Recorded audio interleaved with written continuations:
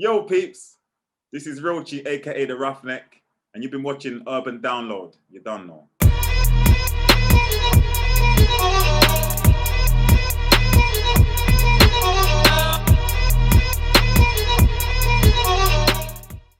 Yes, welcome people. Welcome to another installment of Urban Download. This one has to be one of the most pivotal, one of the most exciting ones to date. Long time coming. I welcome my brother Roachee, aka Roachman, aka Roach Material, aka just a legend in grime. Big up yourself, bro. Roughneck. Yeah, straight from the roadside. Man, now I got a leng when I'm in, I'm a leng man. Who's get peng when I'm in, you better stop trying shit about skins when I'm in, cause I'll done 10 men when I'm in. How you doing, my brother? I'm great, my brother. How are you? I'm blessed. Great to talk to you. Thank you for taking the time out to speak to me. It's greatly appreciated. For me, I'm going to say it straight. I'm gassed. This is an honor for me. And I just feel that a lot of people have felt this is a long time coming to listen to Roachee and hear the story behind the man himself. It's a pleasure to be here, man. Pleasure. I'm on a high right now. Like I told you earlier, let's start off with that. Let's start off with a high, man. Let's kick off with that. Yeah, man. I'm on a high because I was just at a virtual award ceremony and my organization just won the Youth Justice Award. That's incredible, man. We were mashing works, man. So big up my whole organization, big up my team, my immediate team and the wider team. Yeah, man, even though we had a tough year throughout COVID and whatnot, we smashed it, man. So yeah, on a high right now. It's good. This is what I like to hear. You mentioned about your organization. What do they do? I mean, what they obviously they're helping the youth of today. Yeah. We do a range of different things in regards to working with young people. Boxing, mentoring, a lot of personal development. We helped young men come out of gang culture and transition and progress into like employment. Yeah, that's all your people then celebrating. Let me silence that real quick. We do many things for mentoring, personal development, boxing, Muay Thai. We run different programs. So we've got English literacy running down there for young people that need it, to get and do well in school, to come and get that again. Gym instructing at level 2, personal training level 3 courses. That's incredible. Loads of different partners that we work with, like Mercedes and BMW. We get young people into some kind of employment. That's amazing. Different things. There's loads of different mentors and youth workers in the building. We've got, powerful people down there that are just helping young people transition. That's incredible. So, our work was recognized today and celebrated, and we won an award, man. So I love that. It just goes to show that however hard things may be, it will eventually pay off. And it clearly is showed today. Let me ask you this, just on the back of that. Why is that? It feels clearly it's important to you. Why is that important to you? I realized recently, maybe in the last couple of years, that I'm a community man. I care about the community and the people. So to watch young people from the community, from Newham, Tower Hamlets, Hackney, that's my neighbouring boroughs, to watch them progress, do well, rise up. All of them words there is a blessing, man. And to be a part of their journeys, and if I can help that, it's like a calling almost, man. 100%. And I feel that's incredible because, like you said, during these difficult times, people are losing their way, and obviously you're providing that guidance. And you can say to them that you've been in their shoes and you've been down that road. And trust me, man. We wore the boots. We scuffed the boots. Trust me, it's time to tell the stories. Yeah, 100%, man. This is going to be one of the most official interviews as well, and I want to touch on a few subjects. But the first one is really important. Roachee, the name behind Roachee. Now, that's a very iconic, unique name. Where did the name Roachee come from? What were you named before Roachee? Or if you were named anything before Roachee? Tell us about that. I think the name Roachee come from my family. So I'm half Dominican and I'm half Gambian. And my Dominican side of the family, Roach is coming from Dominica. I've heard that there was a plantation that it may have come from, but I don't know. I haven't spoken to that side of the family about it to verify that. but I hope not because we're still. But yeah, that's where the name comes from. But I've got older cousin whose name is Roachee, and he was the original Roachee, and he was on the road doing his thing. And as I was growing up, obviously my surname's Roach, so Was he a lyricist as well? he wasn't, Okay. he wasn't a lyricist. We didn't tell me if he was, but yeah, I was younger Roachee basically. Right. But before Roachee, I was actually called Dodger. Okay, right. Is that for obvious reasons? For obvious reasons. I think I was very cheeky in school, and I was very swift, at trying to get away from people, like riling up some of the year 11s when I was in year 7 or some of the. Of course, we all done that. We all done that. 100%. And then just trying to get away. Don't want to hold the beatings. Don't want to hold the licks. I think Rapid called me Dodger. Okay, big up Rapid every single time. I really want to start focusing on music with you. Do you come from like a musically gifted background in terms from your family, or is it something you just fell into? How did you embrace music? I wouldn't say come from a musically gifted background, but I would say I come from a background of people who love music.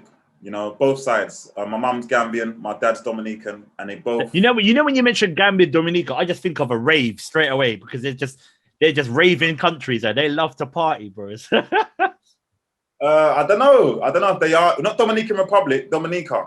Oh, okay, right. Yeah, okay, there's a difference. Raving countries, Gambia. I've not. Yeah, I've heard about Gambia, man. I heard they like to rave out there. I've heard that is popping in Africa right now. Sizzler goes out there. Yeah. Now some big dancers in Gambia, but I think both sides love music. I grew up on a vast variety of music when I was young, from reggae to soul, R&B, ragga, bashment, old school garage. I remember my dad played old school garage, and I think he got that from my sister, Melissa. Big up Melissa. Really? Oh, the old school garage from early. That was like, I was into old school garage from like about 12, 13, because my dad, I think my dad got tapes from my sister. And no, wow, big up your sister there, because your sister influenced not only you, but your dad as well. Yeah. And I didn't grow up with my sister, and I didn't even know at this time. So he's just running garage and like driving the Golf. Yeah. I remember he had a red Golf, and I was about under 10, and just running garage tracks, and it was hard. I think that's what made me like 140 BPM. What made you grab the microphone then? So with garage, over the years, did you start forming lyrics? I mean, how did that come about? I mean, how did you start feeling that you had something here where you were a mic man? So solid, man. I think so solid influence, man, and made man wanna be someone or something. They were just powerful figures, like seeing Mega Man with his big afro out, seeing Scat D, hench Scat D, and now like, yeah, just seeing the whole crew, man. Like, never seen anything like it in my life. And on the TV. You get it? Come on, man. Like the videos they were making, crazy, bro, crazy. Man aspired to be like that. You know what I mean? So I guess over time, we were copying everybody's lyrics. We were listening to Heartless Crew, listening to So Solid, Pay As You Go. I think Mike Tribute was out at the time. And I think that was the first set of lyrics that I learned. Mike Tribute, the whole song. Mike Tribute, word for word. Well, we all, me and my crew all learned that. And I think we were Bomb Squad at the time. Right, big up Bomb Squad. This is early days. This is like, yes. I don't even think we've left school. I think we're still in school. We spoke about this prior to the interview regarding Bomb Squad. Like I said, there's not much you can say about Bomb Squad in terms of like, if you look on the internet, there's not a lot about that. And not a lot of people know about Bomb Squad. And I was surprised that you do that. Yeah, I mean, it's again, it's still an important part of your musical journey because that was like effectively kind of your first crew that you kind of branched, rose up with. Like, what was that like? Who is it part of Bomb Squad and that? How did that come about? Bomb Squad, I can't really remember the founding members. You probably won't know a lot of them, but people, big up people like Swifter, Aero, Quincy, Trim, Obese. Too many to name. Darkwing, big up Darkwing as well. We can't forget. Yeah, that was about it, man. But that was around the early 2000s, around 2002. Bomb Squad was about Even before. But yeah, probably.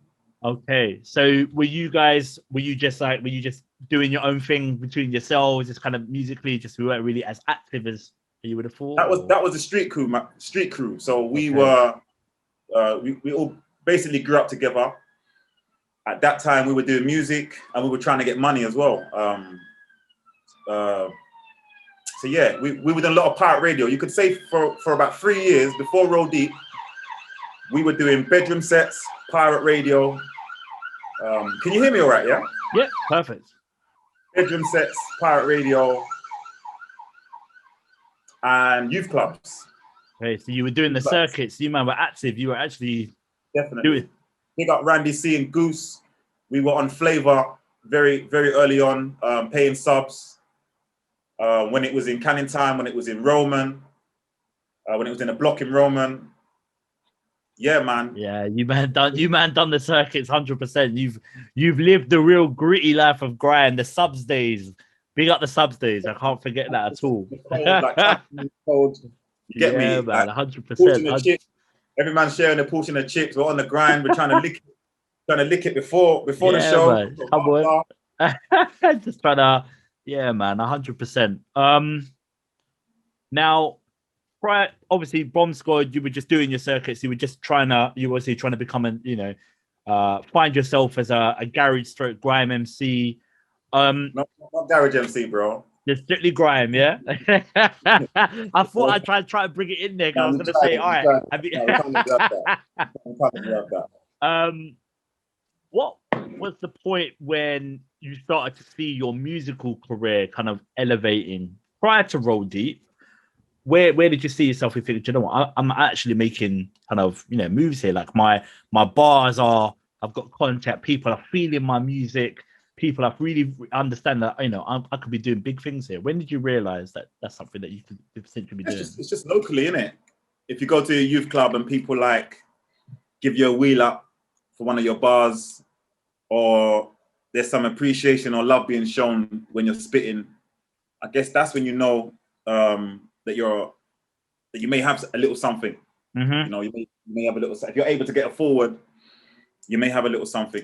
So I guess, yeah, locally, you just start to realize over the years, maybe locally, people are letting you know, sick, hard, that bar's hard, or your friends, Bomb Squad, the people within the crew, we're always sparring on radio together. I think was listening back to a lot of our sets. Yeah, man, if I remember rightly, it was a progressive period. I remember when a lot of us weren't that good at spitting at all. And then we were realizing over the years that we're all getting better together. It was a journey. I like how you were name dropping your recent single a couple of times. Locally. And you are, as you said, a local brother, a local man. You're a man of the streets. It's a part of you. It's a part of your journey, and you embrace it. And we're going to talk about locally very, very, very shortly because big tune, big rhythm, and yeah. What I would like to discuss, and obviously is a part of your journey and played an influential part in your life, was the unfortunate moments where things obviously didn't go the right way you wanted it to. Wondering if you'd be able to elaborate and explain exactly what I mean in terms of when you unfortunately went to jail. Yeah, you able to kind of elaborate? Yeah. Context. In Roll Deep, UK tour, up and down the country, seeing the country for the first time actually. It was a sick experience. Big up all the Roll Deep guys as well. I don't think there's a time we didn't visit, some really good times. And yeah, we were getting money, doing shows, but I don't think we completely left the street life alone, So dipping in and out when we're not doing music, we're doing other things. And yeah, man, I think it was time to go and sit down. I think I got caught up with the wrong crowd and made the wrong decisions and had to pay for them. Mm-hmm. But I think you said that once you were inside, it created a warrior inside jail because it prepared you for what was next to come in your life. And what was it like being inside jail? As I said, you've got your Roll Deeper, obviously, very, very inspirational, very, pivotal point in UK music. And then unfortunately you were inside jail. What was it like for you being inside, being as a musical artist? Obviously, did people recognize you in there? Did people think, oh, what Roachee, things like that? Like, how was it for you, just the whole experience? Yeah, it was different at different times, I got shown a lot of love in prison, a lot of love, man. And I'd like to big up all my friends and all my brothers that that's still in contact with me or not in contact at the moment. I've got some good brothers that I got a lot of love for and a lot of time for. But yeah, it was a being well known and having a little bit of a name in there. You're gonna get a bit of attention. So like I said, man was getting a lot of love, man was getting a lot of hate, and I guess after moving from a couple prisons, getting a bit older, like going through the system, I was in there for a few years, but after maybe 6 months, man learned how to just maneuver and work around the love and the hate when it comes, because I was realizing that whether you knew me or not, whether you knew my music or not, just because people would just want to speak to me. Maybe G-check, who knows what some people's intentions were, but I was having a lot of conversations with people, unnecessary ones, unnecessary altercations, especially in YO, not so much in adult prisons. Right. But unnecessary conversations, unnecessary altercations. I think just because people wanted to know who I am and what I'm on most of the time. But like I said, man, 80% of the time, shown a lot of love, shown a lot of respect. And yeah, just big up all the brothers, man. Yeah, it's 100%. And I think that what was great about you, once you were inside, you had a lot of support from the outside. You had the free Roachee campaigns, from a lot of people. People had a lot of belief in you, and that showed. How did that feel to you? That even though you were inside, it felt like people outside were just as more supportive than ever. That lifted my spirits in a massive way. I guess that kept me going. That gave me the strength and the power to stand with my back straight, and I know that I've got something to return back to. I've got a life outside, I've got people that was actually championing me and shouting me out and giving me energy, showing me love. And it went a long way. It went longer than they could possibly ever have imagined. Because being in them cell blocks for 23 hours a day is not easy, especially when you was up and down the country with like the biggest crew in the country, doing your music. And I'm not going to get into all the ins and outs of the reasons why I went. There's reasons even behind the decisions I had to make at the time to do the things that I've done, which led me to go to prison. Life is very technical and very complex. 100%. It's not always straightforward. No, it's not straightforward at all. So whatever happened, and I had to go and sit down for a while. But I think, like I said to you before the interview, it didn't just create a warrior. It shaped the next few years of my life. It made me resilient. It made me understand life. It gave me some time out. It gave me time to have some space, time to think about some of the things that happened over the last 5 years before I went. From school to going to prison, I was like, what the fuck happened? It was a bit of a mad. It was actually mad, and everything was fast paced. It felt like it felt like I just went on a holiday that I needed. Well, in a way, it kind of you came back rejuvenated and said, all right, cool. I'm ready to take on the world, basically, musically, by the sounds of it, because obviously you came out with some bangers, and I'm going to talk about When I'm Here, especially. But When I'm Here was prior still. Mm-hmm. So When I'm Here was prior to going to jail. Yeah. Okay. So let's talk about the Roll Deep timeline then. So for you, obviously, you were introduced to Roll Deep. You were introduced to Wiley at the time. I'd like to understand the kind of what it felt for you being in that situation.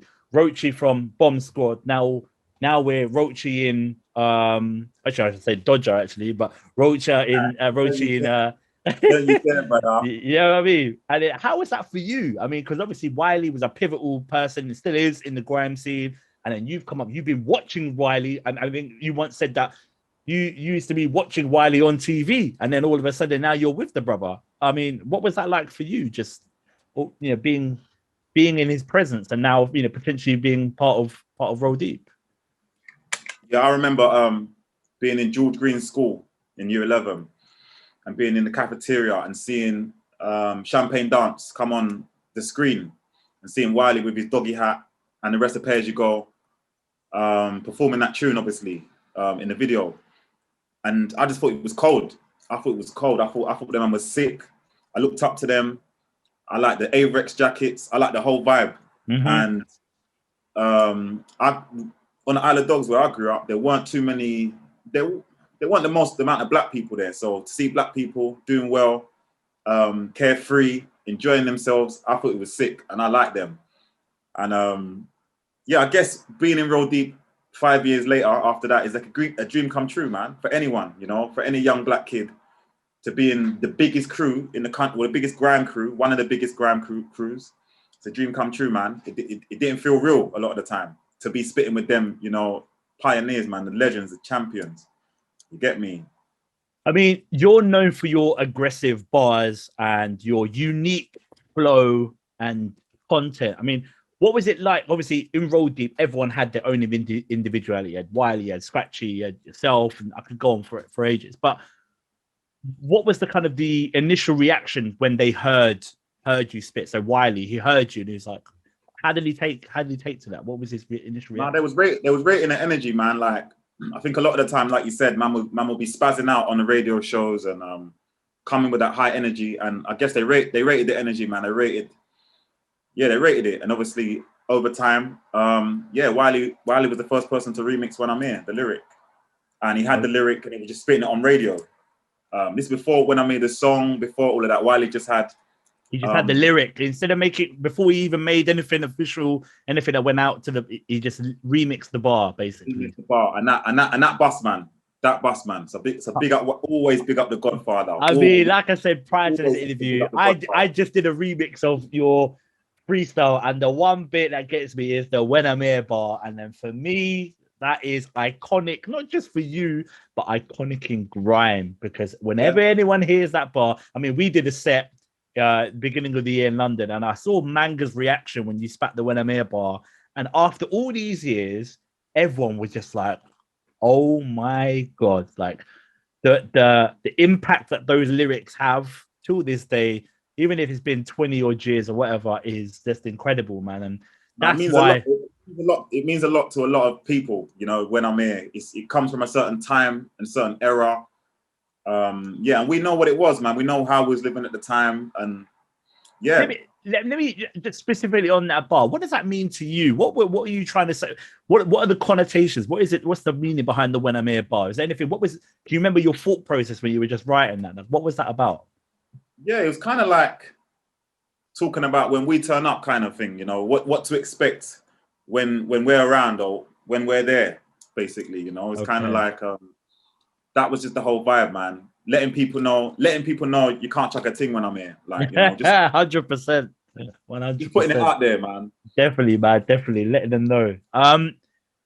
You had immense success with Roll Deep, and it was fantastic. I mean, as you said, you were up and down the country. Not just up and down the country. You went to different countries. It was incredible. It was an incredible journey for you. I mean, like I said, you had Roachee, who is locally from the east sides of London, and all of a sudden now you're everywhere. You're on our TVs, you're on our radios, you're in person on stages. How was that for you, the transition from being, as he said, on the roads, and then all of a sudden you are now living this high life, this good life, right? What was that like for you?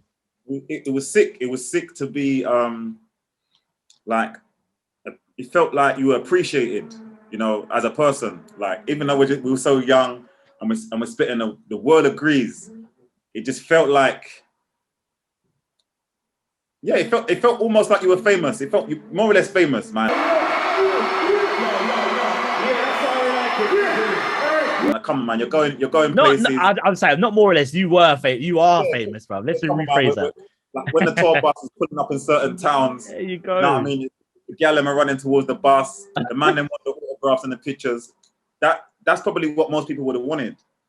Yeah, it was good. It was overwhelming at times as well. There was times I didn't really like it. I was like, whoa, this is all a bit too much. Yeah.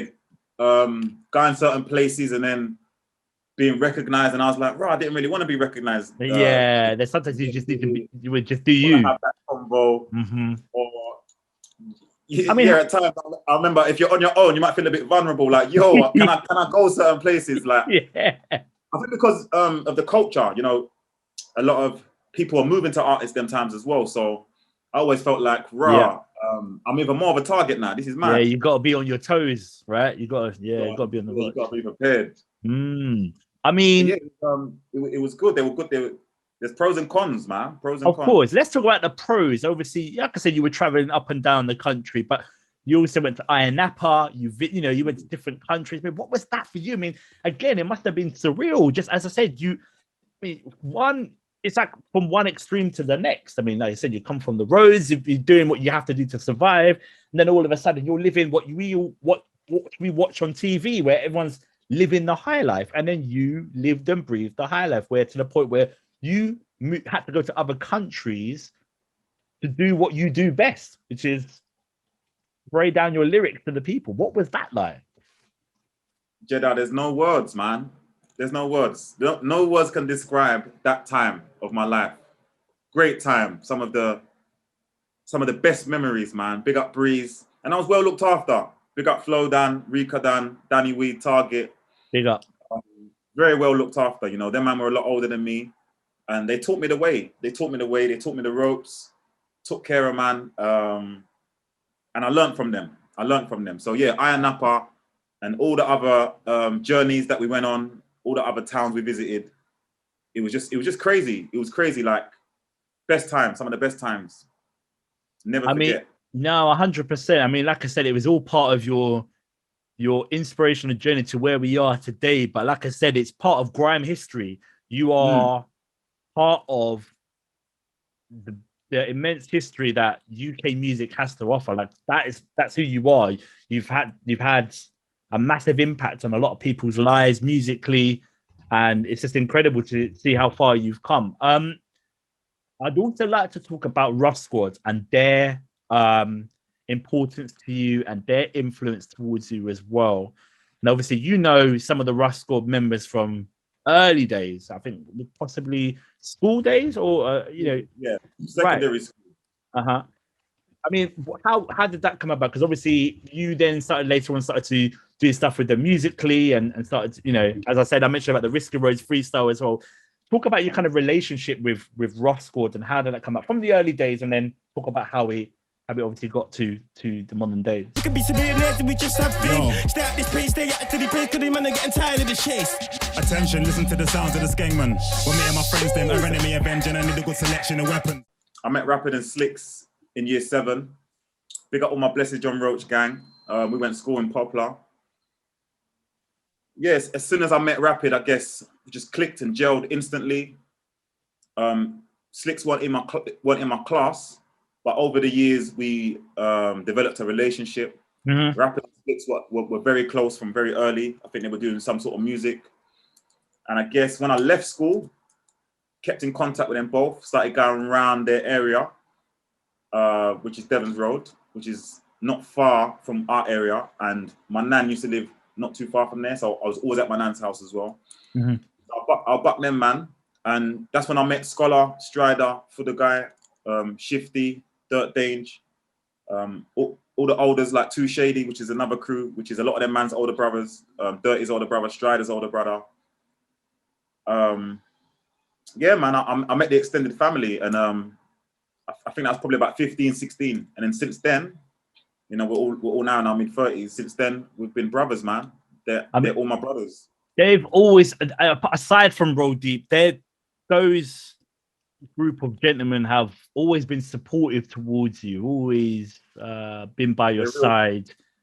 they're real Just people. not even just musically, but personally, just real people. And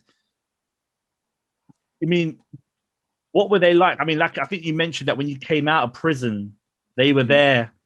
I mean, let's talk about that. Once you came out of prison, they were there with welcoming arms. I mean, what was that like? What tell us kind of what happened there? Yeah. I think just like the music videos and the movies, we tried to reenact it.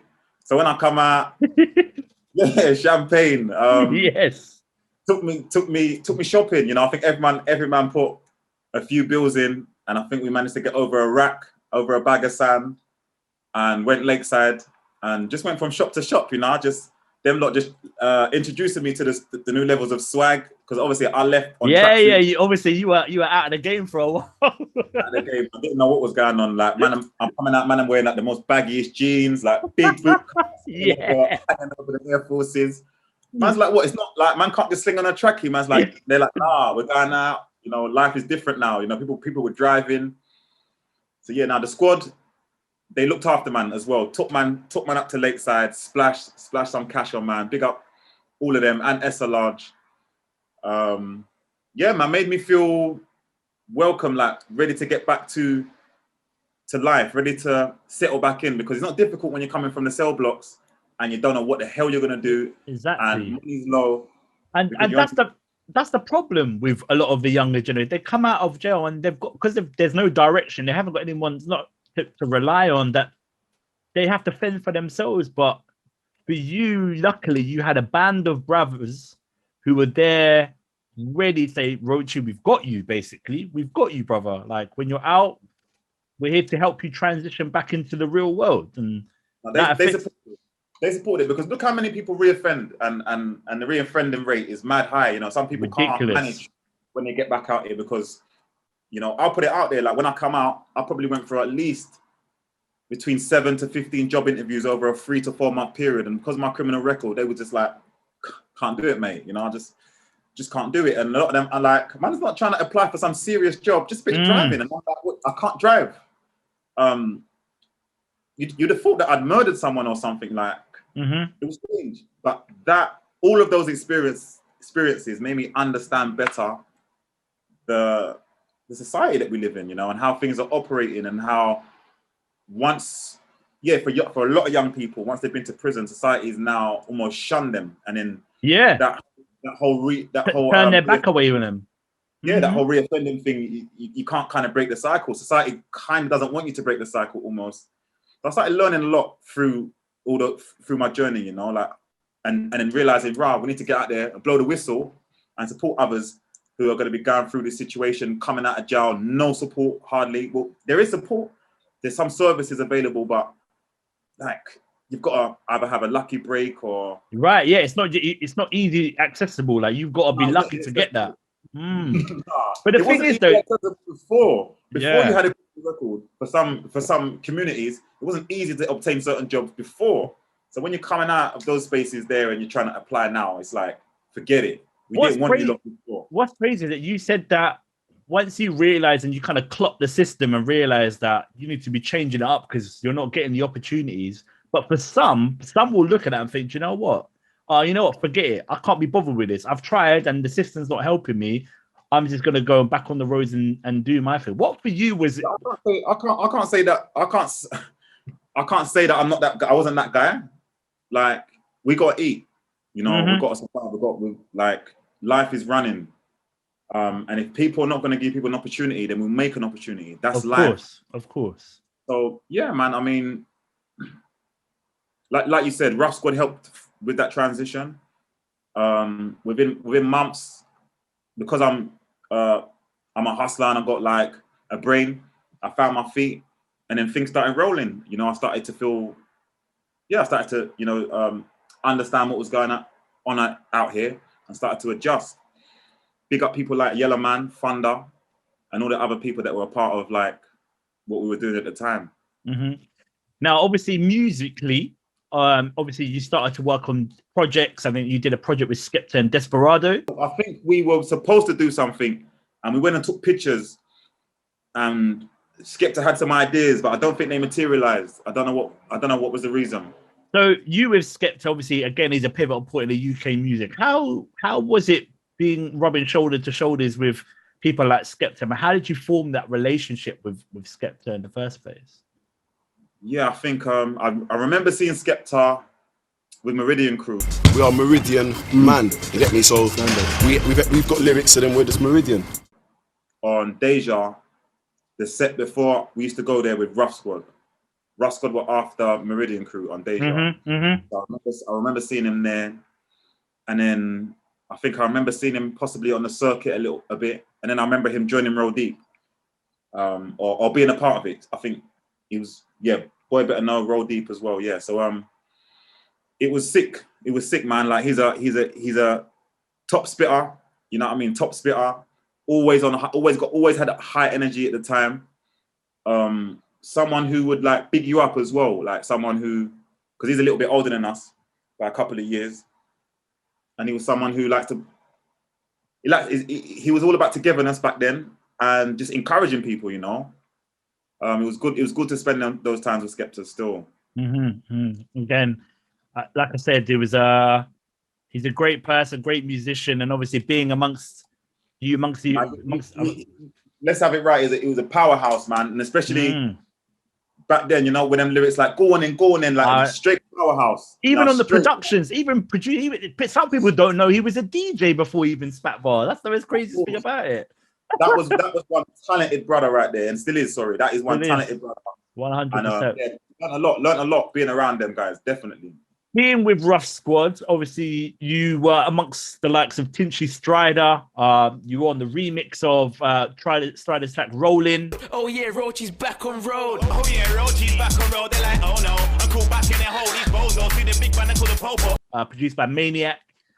I mean, again, these are pivotal people in the music scene. Again, Tinchy went to bigger and better things, and respect to him for doing that.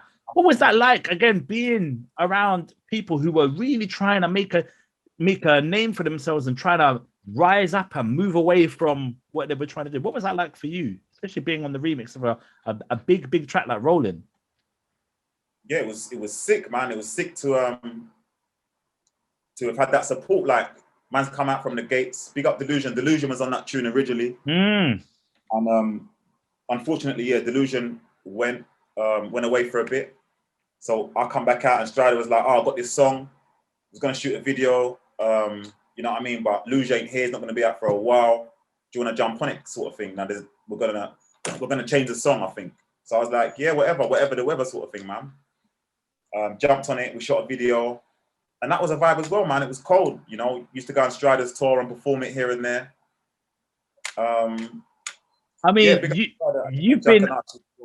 you've been up. I mean, like I said, you've had the Roll Deep journey of touring, and then with Ruff Sqwad as well. I mean, you've lived and breathed what most people would just want to just dream of. Like even myself, like that must have been. I mean, again, do you take a moment where you step back and think, like, wow, like I've been on an incredible journey. Like I've been on an incredible, pivotal journey in the music career. How does that? I mean, do you ever reflect sometimes? Nowadays, when I look back. I get to appreciate all those times, like the Roll Deep journeys, all the journey over the last 10 years. You know what I mean? All the different things we experience through music. I get to appreciate it much more nowadays. But before, it was all fast paced. Everything was moving fast. There was a lot of politics on the ground as well, like between some of us. Yeah, and a lot was happening, man. Everyone trying to survive, everyone trying to get money. I think very, very early after I come out of jail, I was like having a child.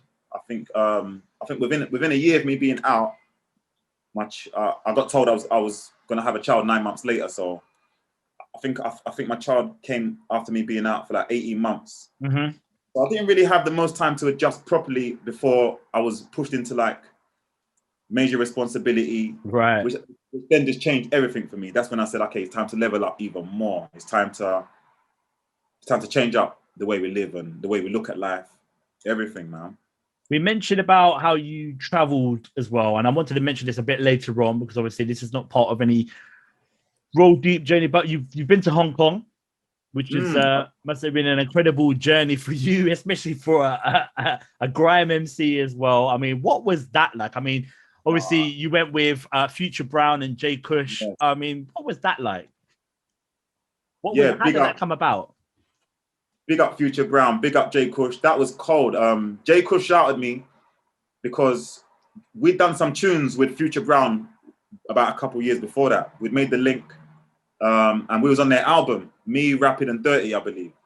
So we had that link, and when Jay Kush would come to the UK, we'd go and do some radio with him, and we'd spit with him. And Jay Kush is a proper brother as well, man. So I like to big up Kush.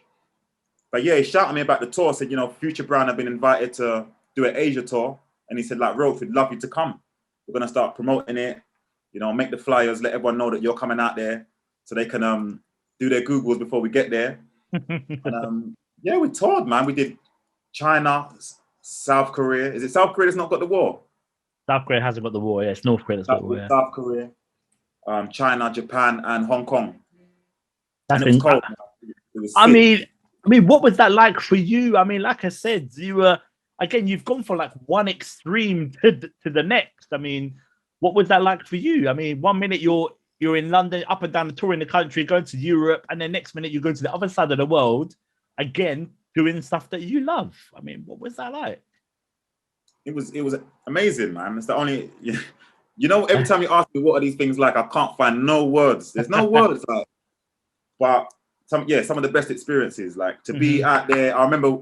Big up Daz in the shelter. We spat in this really dark underground shelter in China. It was on Panyu Road. I still remember the road, Panyu Road. I'm about to Google that later still. Yeah, Panyu. Everyone's allowed to smoke cigarettes in the dance. So man's down there choking, just licking it over, and the Chinese community are down there just thinking, who is this guy? Like from London on the mic. But they were feeling it, man. They were feeling it. And we did one festival. We did one big festival in Japan. And Jay Kush was on fire on the decks. The whole of Future Brown was, man, big memories, man. Good times. I mean, you've been to Finland, Europe, Sweden, Hungary. Was that all for musical purposes as well? I mean, was that with Jay Kush and Future Brown as well? That was with Future Brown again. That was a different tour. And I saw Skepta on that tour in Finland as well. Boy Better Know was performing out there. I think this was about, I can't remember how many years back it was, but Boy Better Know was out there. I saw Skepta and Shorty. We were chopping it up for a few hours backstage, man. Good memories, man. Yeah, good memories. I mean, let's fast forward now. I mean, over the years, you're still relevant to the grime scene. You always will be, even though I know you say like, yeah, I'm not as active as I usually am, but still, irrespective of how active you are, your name is ingrained in people's minds, and the UK music scene as being a pivotal person within the UK grime scene. Now, obviously, fast forward that. No, 100% appreciated, bro.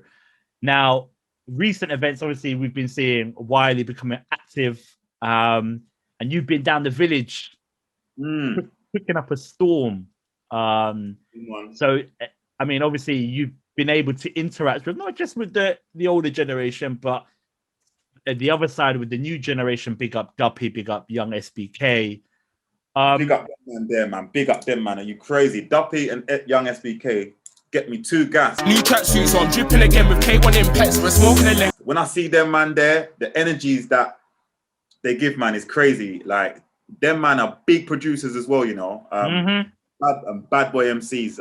It's been sick down the village. It's been sick. It's been good to see the Godfather, the London City Warlord, Rico. Yeah, big up Rico every time. Big up Zayn every time. Big up my brother. We've seen Costa Kid. Man's been seeing Bless Beats, Shiz.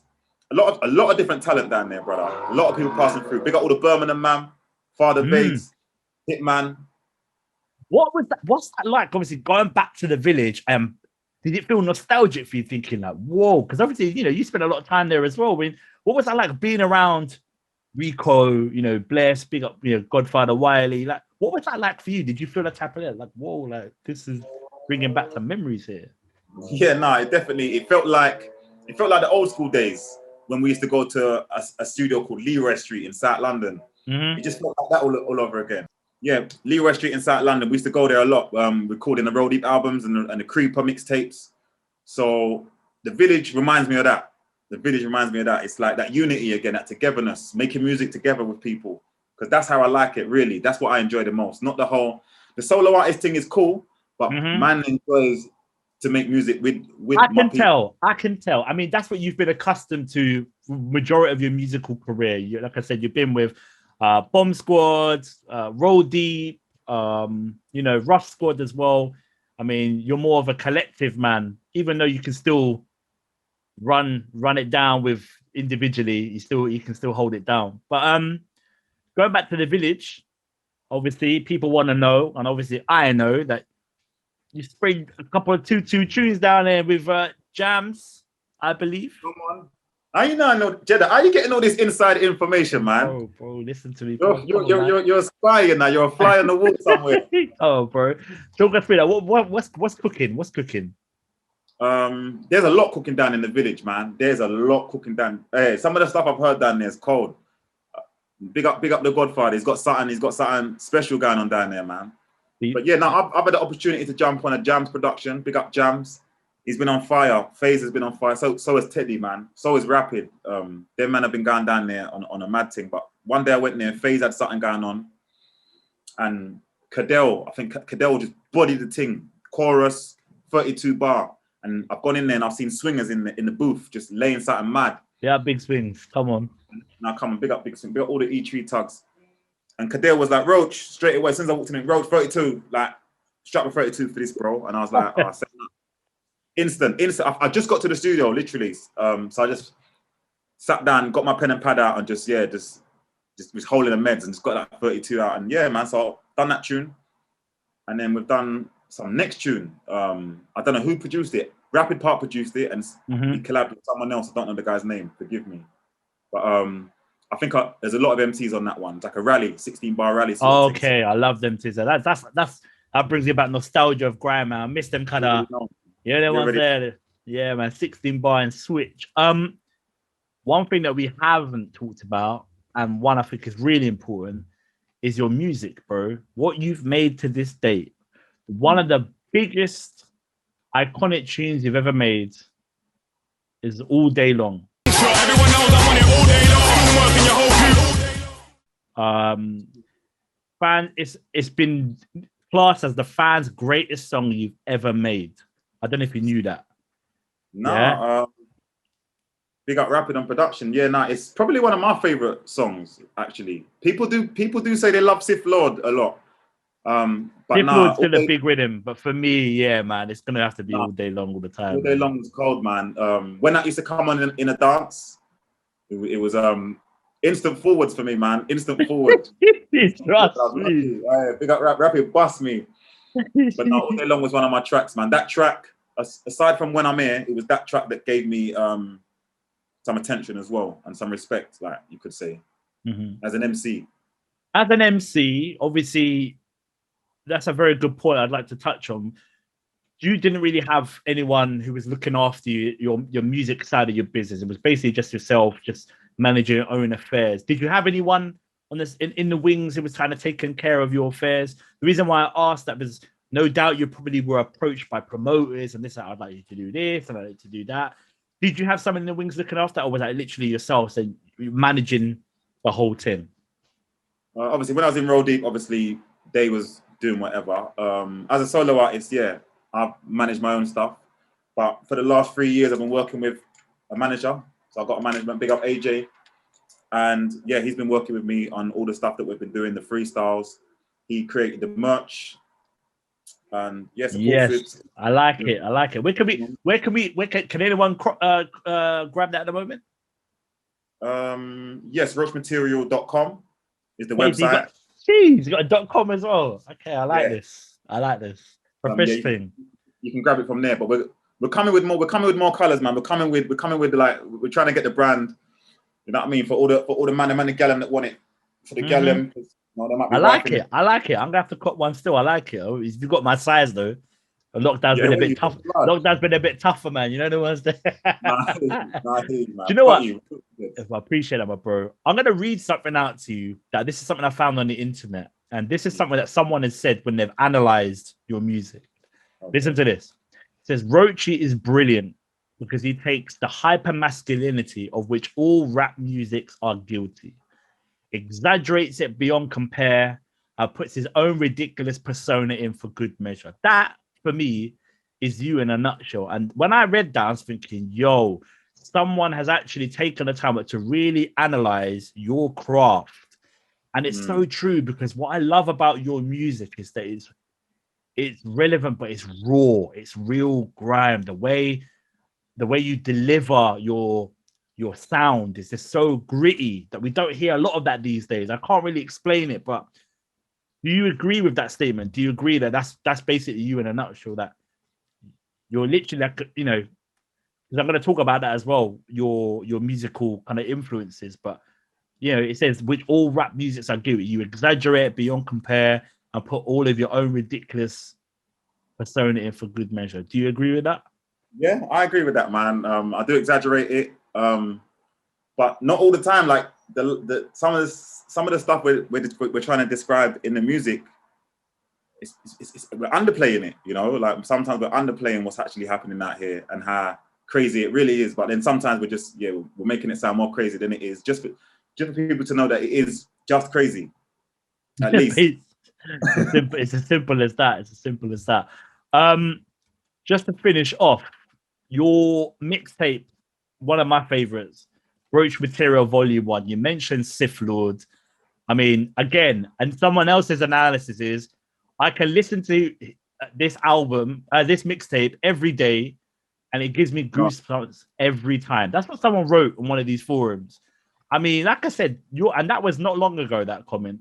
Like I said, that was a good 10 years ago, that mixtape. And people can still relate. And like I said, Sith Lord is on that. Easily the best track on the mixtape. Sith Lord, selling sniper cash, bangers and mash, snatch your stash, harass the gash. How does that make you feel? Again, I know I mentioned about it previously, but people analyze your music are very critical, but all for the right reasons. Yeah, I still make music today because of the support that I've had from the fans and the followers from inception.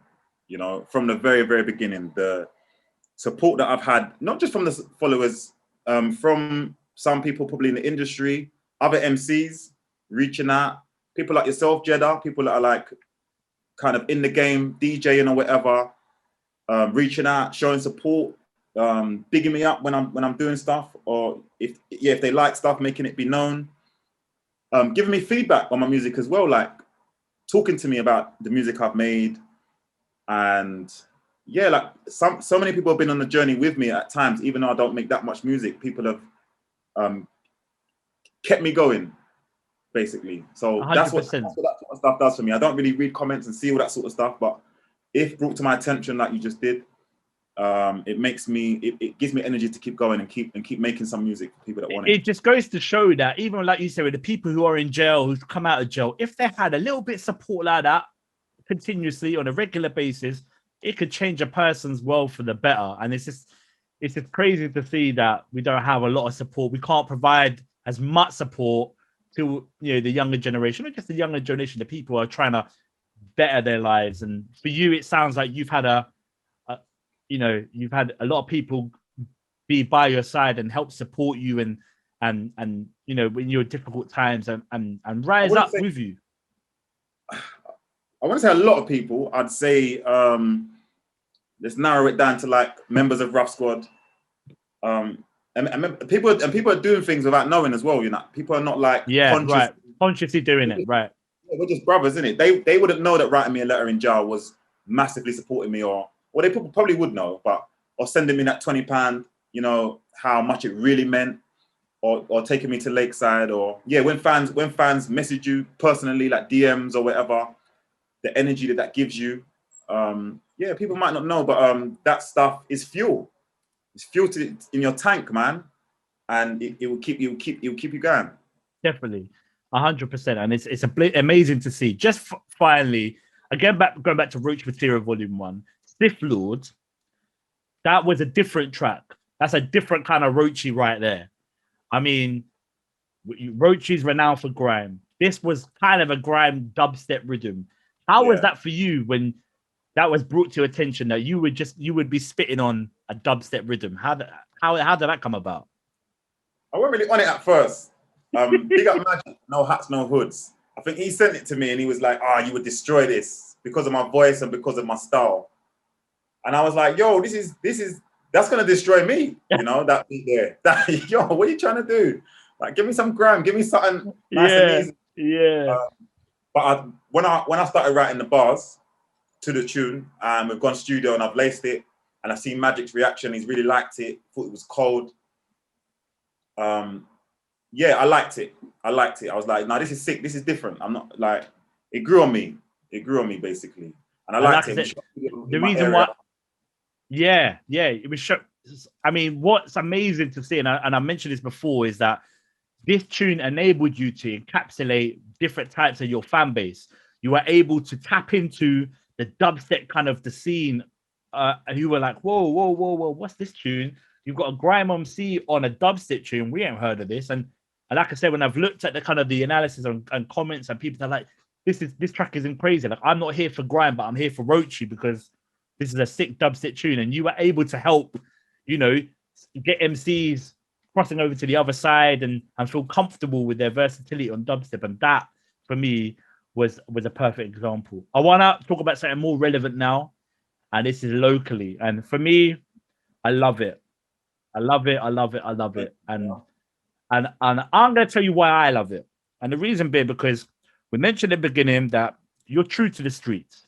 You're a guy who I feel is very, you believe that family and your upbringing is very close to your heart, and locally kind of really expresses what being someone growing up in the east side of London, Bethnal Green, Whitechapel, what that means to you. What did that mean to you? What were you trying to say in locally? What was that? What were you trying to express? I live locally, hello there, it's only me, one of the local boys. Around the way they heard of me, from the Isle of Dogs, all the way to Southend-on-Sea. I've got friends and family from Roman to Bethnal Green. The man grew up with a white man, with a Bangladesh community, and a small number of the black community. And I'm local. I'm a local lad, man. Like, I've seen some stuff in East London. I know the culture, and I was just trying to let people know that man's still alive, man's still around, man's still local, and it is what it is, sort of thing, man. I mean, a lot of people could relate. I mean, a lot of people would just look at a video and just think, yeah, man, like, this is what we need. We need to be brought back down to earth, because you mentioned living with a white man, living with a black man, living with an Asian man, that we back in the day, you grew up and you could be amongst everyone and everyone live in harmony. But right now, there's so much segregation, there's so much craziness right now. That, for me, has brought me back to... I wouldn't say everyone was living in harmony back then, but I would say when you're young, like, everybody, there's a lot more togetherness. And then when you start growing older, people go into their groups. Separate ways, yeah. People go into their groups and stuff. But yeah, I was just trying to, in that one, what I was just trying to talk about is, from my perspective, growing up in East London, really. Whitechapel Hospital, growing up with the BNP. I went down Chris Street Market. We're seeing all the stalls. I used to walk through there every single day, going to school and coming home from school. Just trying to capture like local bits that are local to me and that mean a lot to me as well. The chip shop on the Isle of Dogs, the pie mash shop. We used to go and eat pie mash in there. Eating curry at Abdul's yards. All of these things, man. We went Limehouse where we shop when I'm here, and we done a few scenes there. So just trying to capture East London and let people see me, let people hear my voice, and let them know that man's still spitting and man's still local. What was the reason for not spitting on a typical 140 beat? Because I mentioned before that this is around a 150 kind of BPM. Was it you that decided you wanted to spit on that beat, or was that beat presented to you and you're like, oh, this is what, you're going to try a different style of music now? More presented. My management always like to bring new ideas and likes to hear me on different things, apart from grime. So, just sometimes pushes beats my way and says, try that. What do you think about this? Let's, let's work on it. And then we just sometimes if ideas come and put them down. And then, you know, my manager will be like, let's shoot it. And I'll be like, no, it's not really kind of my style. And they'll be like, no, let's shoot it. Let's put it out. And then we did. And that happened with Locally. Incredible tune. Like I said, I mean, I did a little flip on it as well, but that's because I like the flip though. I like the flip. I loved it. I loved it. I love it, man. I love it. I told you I'm on a Roachee wave right now, man. I just I see you, man, 100%. Man, that's what I'm saying. I'm too lucky. I get all this love. I can't stop doing music, man. Even though my life sometimes makes it complicated for me to do it. Of course. Come on, man. I get supported. I get love. So I'm right. It's only right that you carry on, bro. 100%. To finish it off here. What's coming, bro? Like, what? I know you got something releasing very, very soon. I know what it is, but I'll let you do all the talking about that.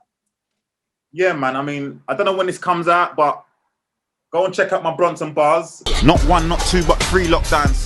The coronavirus is moving. I still can't make sense of what's happening. I see enough people have lost family. Because that's coming on Saturday. I've got a new freestyle coming next week called Life is Mad. And look out for my new single that's coming, I think, end of March. And that's going to be called Rebels. And that's just me basically describing who I feel I am in a nutshell. I grew up in a hood, it was eventful. As a young youth on a block of a skank talk. Nobody told me it would be this mental. I see a man gets that outside temple. Right, just literally just expressing yourself. As I do. No filters. No filters. Just... We ain't got time, man. Like, God knows when the Most High is going to take me. But before he takes me, you're gonna get to hear more about the journey, unfiltered. 100%, man. I'm looking forward to this, bro. And like I said, you're maintaining now your work rate. I love how you've got now a backing with management. And it's incredible to show that now. I know I'm excited because there's going to be, we're going to start seeing some more consistency with your material. Definitely able to be more consistent now, man. Definitely. Getting the backing I've always needed. 100%, man, and we're looking forward to that, man. Like I said, you got fans across the globe, bro. Like we mentioned, you got people in Brazil. People in Brazil are literally going crazy about you, and I know that you've been to Rio de Janeiro. You've been to Brazil. You've been there, and you've linked up with people over there, and people globally show you love. But before we go, Roachee, what would you say on a personal note, to people who are? This is difficult times right now during the lockdown. We're all going through some struggles, brother. Mentally and physically. What would you say as words of advice for people personally who are in difficult side, kind of don't know where to go and trying to they're in that bit in between the roads and going down the right path? What would you say to them who are trying to find their way and trying to move away from the crime but they can't and kind of stuff like that? To those in particular, I'd say to look around more, it's not always their fault that they don't know what opportunities are available to them. And sometimes it's for organizations to be more visible to young people, to make it known what opportunities are available. But for any young people that are struggling financially and want to get into things, and obviously right now is not the best time because a lot of places are not operating as they usually would be. But just having a good look around, using the internet to their advantage, and looking around and seeing what initiatives are out there, what opportunities are available. There are things going on for people that really, really do want. You might have to really search and, broaden your network, get out there and see what's available. But young people don't have to be involved in crime if they don't want to be. Mm-hmm. There are opportunities. There are. I wouldn't say it's going to be opportunities that are going to just straight away transform their lives, but over a period of time, they're like building blocks. They'll be able to get where they need to get to, and just use certain opportunities as a stepping stone, man. 100%. Wise words, man.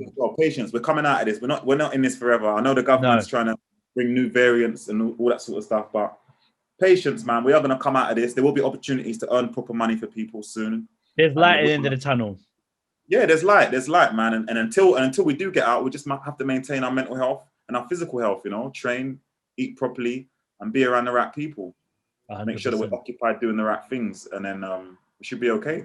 I like how you said eat properly. Yeah, I need to listen to that because that ain't been for me right now. 100%. I think I've got a pizza waiting for me downstairs. No, I'm just joking. But nah, You know what they say, man. Do as I say, not as I do, man. Because I think it's takeaway night for me too. Honestly, man. It's It's been a long day, brother. Yeah, as I can imagine. Roachee, I just want to say, brother, thank you.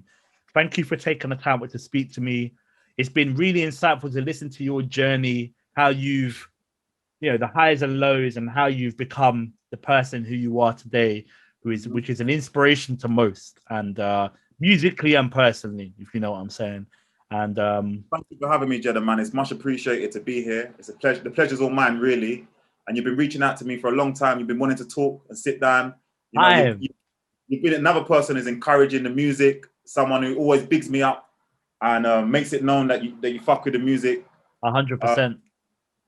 And yeah, that's why I'm here, man. So enough respect to you and big up, man. I appreciate that, bro. Thank you so much for your time, brother. Come on, man. We'll see you again soon, Jedah. Bless, man. Bless.